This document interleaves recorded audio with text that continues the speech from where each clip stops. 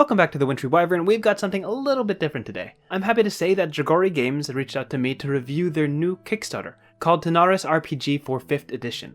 You might know Dragori Games from their board game Arena the Contest, a Colosseum-esque battle game with tons of missions and miniatures. Arena the Contest was canonically set in the world of TANARES, an entirely new setting made just for the game. The fine folks at Dragori Games have turned that setting into a vast continent for exploration in the system of D&D 5th edition, which we're going to be looking through today. Now, this product isn't out yet. Its Kickstarter is launching in August 2021, but to get a taste of what the full product will look like, they've offered a free sample of the contents of TANARES 5e. And honestly, this is way more than what I'd call a sample. Firstly, the introduction to TANARES is a 13-page overview of what you can come to expect from the setting. It's a really quick but detailed read explaining the product and what it plans to offer. The player's guide to TANARES sample has 20 pages of character options, including new classes, new subclasses, a new race, spells, monster stat blocks, and setting lore, as well as 20 more pages of pre-made character sheets to streamline your character creation process. On top of that, the Adventure in the Realms of Madness sample is a 38-page, fully-fledged one-shot for level 3 characters, walking the DM and players through the lore of the world, introducing them to all the important sites and getting them involved in the politics and intrigue of the setting. I had a chance to sit down with my friends and play through this one-shot, and wouldn't you know it, 38 pages is way more material than one sitting.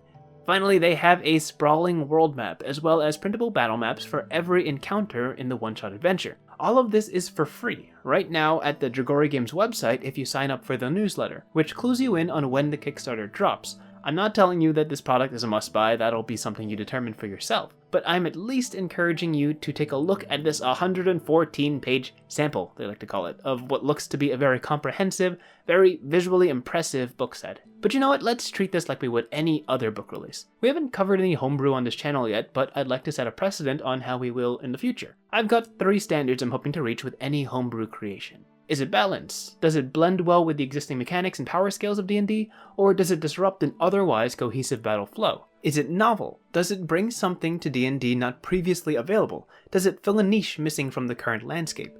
And finally, is it inspiring? Does it invoke a sense of wonder and curiosity? Does it spark new ideas that can be built upon within its own setting, or adopted into our own worlds? With those as our 3 pillars, let's dive into the world of TANARES. TANARES is a sprawling continent, full of vast landscapes and flourishing cities, built upon what has largely been called an era of peace. It hasn't always been, of course. In fact, the entirety of the continent's history has hinged upon a single instance, a singular decree called the Melrokian Curse. The Tanarians used to war frequently, actually, so much so that the 2 gods of TANARES, Tamara and Balron, declared to the people that massive bloodshed will be met with natural catastrophe. And so it was. Every major conflict in the centuries following that day were met with earthquakes and tsunamis, vast cataclysms of nature that swallowed all upon the battlefield. A century has passed since the last conflict upon the magical city of Arcana, where a vile mist poisoned the land and eradicated armies involved in the massive siege. Some believe the Melrokian Curse to be a myth, but historians have marked every war with a resulting catastrophe, and thus can't help but tie the correlation. And thus, the cornerstone of the entire setting is set. The Imperial Army of the Iron Hand takes hold of the continent, forcing restrictions on military sizes to reduce conflict and cement their hold on the known world. Arenas are invented, controlled colosseums where political disputes are resolved without enacting the forbidden calls of war, and thus adventurers are called to action, as every city, noble house, and benefactor requires the might of heroes to win them wealth and authority within the established arenas.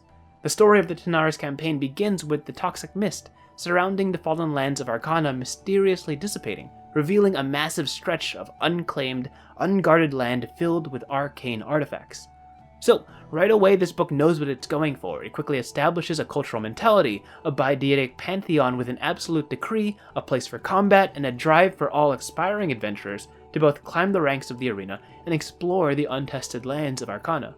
Let it be known this is all established on 2 of the 38 pages in the adventure sample.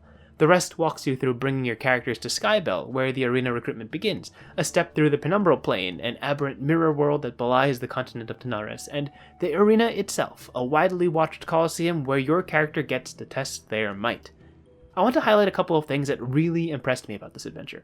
Firstly, as I said before, they have battle maps for every encounter for your own convenience. Every page has DM tips detailing quick clues on how to run the scenario, quotes from the non-player characters, and other tidbits that clarify setting-related topics. Take for example Skybell City, the first major landmark. They offer a sample on how to introduce the setting to your players as they enter, word for word if you need it. They mention landmarks of interest for your party and also outline something called a dream, a player's aspiration that will come to define their career within the arena, to both themselves and future beneficiaries. There are 3.5 pages dedicated specifically to representatives of the Empire, the Peoples, and the Noble Houses, the 3 major sponsors a player will be looking to impress depending on what role they wish to play in the scheme of the continent. There's a whole table detailing unique responses from each NPC depending on what the players ask about, which is way more than I see in most adventure modules. I don't want to spoil too much of the one-shot, but the following pages detail a curious mystery in a clue-like format, a journey through the umbral dimension that introduces lurking aberrations, and finally a test of triumph in the famed arena. Let it be known that this one-shot covers the adventures of level 3 characters, with the official book planning to journey all the way to level 12. The back of the sample has magic items, monster stat blocks, descriptions of NPCs, physical write-ups of in-setting clues and drops, and a bunch more. I honestly believe they could sell this sample as a proper adventure, but hey, it's entirely free. But of course, that's only half of the content. The Player's Guide to TANARES sample kicks off with 2 entirely new classes, the Dragonblade and the Madwalker. The Dragonblades are paladin-esque armored warriors that channel the elemental talents of the dragon spirits, an aura-like magic that permeates the land. They have 2 features that define them. The first is said Dragon Spirit, a spectral manifestation of a draconic humanoid or a huge dragon that supplements your attacks and movement in combat. It's a cool visual to have sort of a sage-like companion that teaches you of the world's magic, like a wandering lost soul or an old fabled hero. The second is Draconic Powers, which allow you to model your attacks after a dragon's wings, scales, or claws. Each dragon feature is unique and introduces a ramping mechanic. If you use a wings, scales, or claws power, you gain a marker of that respective dragon feature. Gain all 3 markers, and the third power you use is amplified, called an ultimate power. It's like a combo system, like the Rekka string in fighting games or the dancing blade a la Marth from Smash Bros. Deciding which power will be amplified as your third attack creates a branching tree of possibilities and specialties. Looking at this list, they clearly plan to make a ton of draconic powers, so look forward to that. The Madwalker can best be described as an aberrant druid. They are intrinsically tied to the penumbral plane and forever touched by its accursed magic. They utilize mutations, alien-like body transformations that give them powerful bonuses at the cost of their own sanity. In fact, a sanity is tracked by points, and the more you get, the weaker you become, until you hit your absolute limit and transform into a penumbral shape, an actual monster that you rampage around as, with its own special stat block. The subclass options, called Trails, give you unique penumbral shapes at every other level, giving you 24 total monster options at level 19. This is packed full of flavor, an enormous amount of unique stat blocks, a whole list of aberrant mutations, and even an optional madness table at every tier of insanity. There's also the Lost Magic Researcher Wizard, the Courage Domain Cleric, and an entirely new race called the Taimaku, pragmatic warriors who take everything a little too literally. Think of them like a combination of the MCU's Drax and Thanos. Most interestingly, they have a feature called Equilibrium. If all of your ability scores are within 2 points of each other, the scores with the lowest points are considered 2 points higher. By 4th level, all your ability scores increase by 2 points, but only if you maintain equilibrium. Should one score outpace or fall behind the others, you fall out of equilibrium and lose all benefits. An even scored, fully balanced ability spread has never been the optimal choice in D&D, but this race explores the possibilities of a truly well-rounded being. This player sample includes 6 pages of Taimaku lore, histories, personalities, community life, and sub-races, which again is just so much for a free sample. There's also an extra list of spells, a new background if you wish to serve in the Imperial Army, and really beautiful character sheets if you'd rather not type all these features out yourself. There's plenty I haven't touched on, like the team system, where your party gains reputation and role marks that grant them specific talents within the arena. There's the TANARES app, which plans to provide an interactive map on your phone and tablet. There's also the Elementalist and the Redeemer, 2 classes that have yet to be revealed. You can read through all this at your leisure, so let's go back to our 3 pillars and settle on our opinions.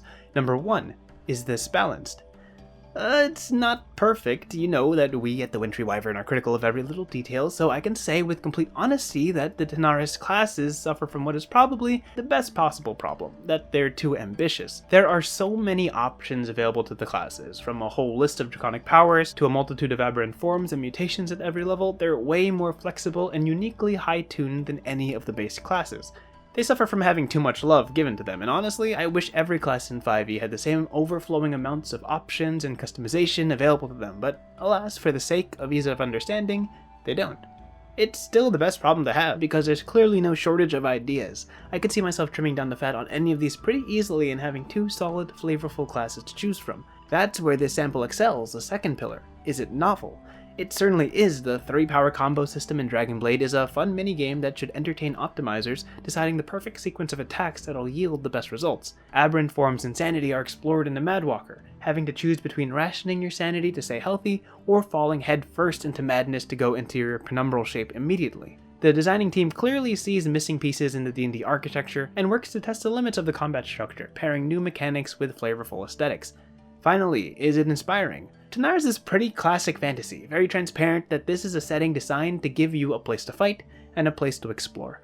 That said, as simple as the premise may be, they embrace it wholeheartedly and fill the setting to the brim with characters and lore and locations and moving pieces that are intentionally designed to keep the place motivated and alive. I love how the Marokian curse continues to shape the world and mold a continent having to deal with its limitations. The calls to action are clear, the adventurer is staring you right in the face and you know exactly what you're signing up for. Believe me, I'm not saying all this because they asked me to. Every page speaks of a team that really puts their heart and soul into this setting. World building might be my favorite part of D&D, and I know a passion project when I see one. Are the classes overtuned? A little bit, but you can clearly see the vision they wanted to capture in their designs, and we can recognize that they put in 200% more effort than anyone was asking for. The TANARES RPG for 5th edition Kickstarter drops, I don't know, sometime in August. Head to their website, sign up for the newsletter, pick up this awesome sample resource for entirely free. May your curses always be cataclysmic, your planes always be penumbral, and above all stay frosty.